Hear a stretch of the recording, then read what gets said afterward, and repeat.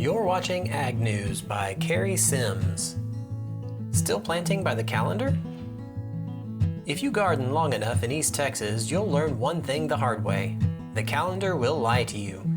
Right now, outdoor conditions feel just about perfect. Warm afternoons, mild mornings, and soil that looks ready to go. And that's exactly when a lot of gardeners make decisions based on habit instead of paying attention to what's actually happening in the soil. We've all heard the rules. Plant this crop by this date, wait until after last frost, get your garden in by a certain weekend. Those guidelines aren't wrong, but they're not precise either.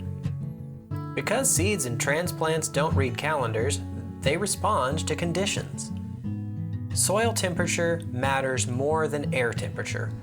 We can have a string of 85-degree afternoons and still have soil that hasn't fully warmed, especially in heavier or wetter ground.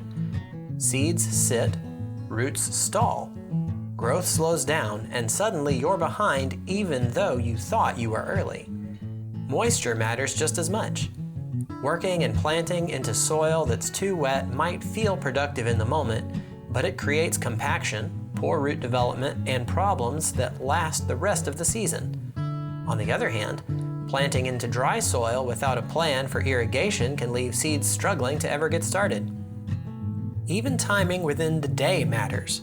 Transplanting wilted plants in the heat of an afternoon versus well-watered transplants in early morning or late evening can make the difference between a plant that takes off and one that spends a week just trying to recover. The same principle applies beyond the garden. Newly planted or sprigged pastures may be greening up, but that doesn't mean they're ready to graze. Lawns may be green and have been mown, but that doesn't mean they're ready for fertilizer. In every case, reacting to appearance instead of conditions leads to problems later.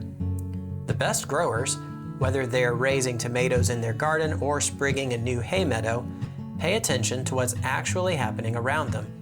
They check soil moisture. They notice how quickly things are drying out. They watch how plants are responding, not just whether it's time to do something. That shift from calendar-based decisions to condition-based decisions is what separates consistent success from constant frustration. Right now, in early April, the opportunity isn't only just to plant, it's to pay attention. Because the decisions you make in the next few weeks won't show up tomorrow. They'll show up when the heat really sets in, and by then, it's too late to fix them. Cary Sims is the County Extension Agent for Agriculture and Natural Resources for Angelina County. His email address is cw-sims@tamu.edu. Educational programs of the Texas A&M AgriLife Extension Service are open to all people without regard to race, color, sex, disability, religion, age, national origin, genetic information, or veteran status.